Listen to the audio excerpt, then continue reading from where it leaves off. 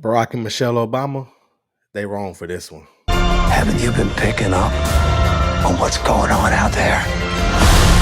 Whatever it is, it's happening to all of us. Leave the World Behind is Netflix's newest #1 hit, as they released it last week, and it got everybody talking about if they like it, if they don't. If you're here at this video, you either seen it and you want to know what I think, or you thinking about watching it and want to know what I think. Either way, let's talk about it. I'm so sorry to bother you, that this is our house. This is your house? Leave the World Behind was directed by Sam Esmail, and also written by Ruben Alam and Sam Esmail, and like I said, produced by Barack and Michelle Obama. And this movie is definitely about some strangers that show up to another family's house. They have an Airbnb. Turns out that they used to own this Airbnb and that they're trying to hide from a blackout. And that's what brings together Julia Roberts' character and her family, and also Mahershala Ali and his family. And they have to survive this post-apocalyptic caveman style, no internet, no TV, no phones type of environment. And of course, for all of us that has grown up using technology and using our cell phones and getting the GPS and all this, of course, just like they were in the movie, it would be a shock to anybody.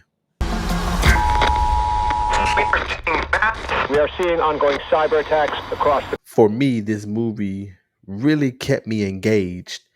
For a 2.5 hour long movie, I could not turn away, and I actually lost track of time several times just trying to be invested into the movie. It's one of the movies where you really have to pay attention to what's being said, what's being done, what's being shown in the camera, that the camera likes to focus on things that they're going to come back to later. But most importantly, like I said earlier, is the dialogue. Listen to what the characters are saying, because it's a movie that has a lot of mystery, and movies that have a lot of mystery, you better pay attention. You can't be on your phone. You can't be trying to cook dinner. You can't be trying to feed the kids and take a shower and stop it halfway through, go take care of it. You can't be doing none of that during this movie. You need to sit down, focus, and pay attention for 2.5 hours. I think everything's gonna be okay. Everything. This movie does a really good job in keeping you hooked.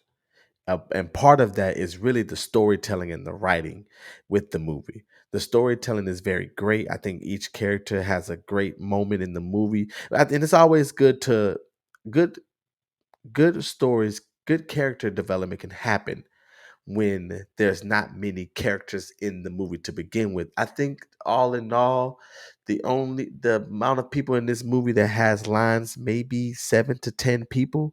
So when 7 to 10 people are sharing all the lines of a 2.5 hour movie, I do think it's fairly easy for it to be really good character development. Everybody has their moment, for everybody from the baby of the family all the way until there's a scene where there's a particular person that has nothing to do with the rest of the story, but that particular person really did an exceptional job in what they were given, even though you don't understand what they were saying. But this movie definitely does a good job at giving you a story and giving you the character development. Get in the car right now!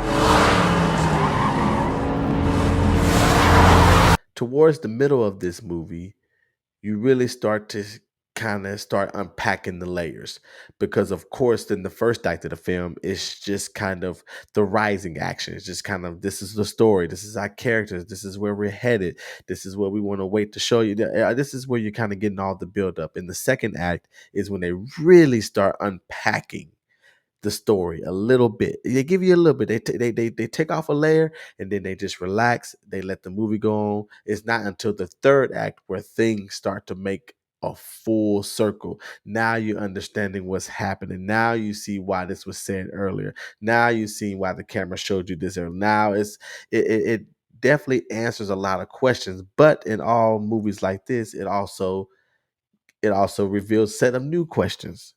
Which brings me to the ending of this movie.